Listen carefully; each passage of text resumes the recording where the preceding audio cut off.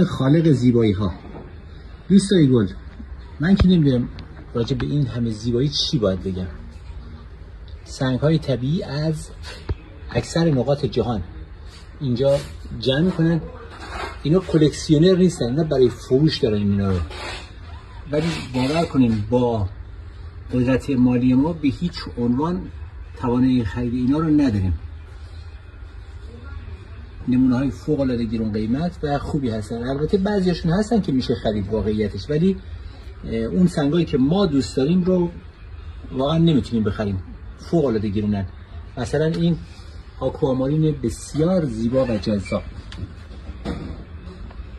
نمیدونم میتونم زیباییشو به شما نشون بدم یا نه. و این پلیت تیوبیک خیلی زیباست. اینجا نمونه های فوق العاده زیادی هستن که در حد امکان به شما ازم نشون میدم.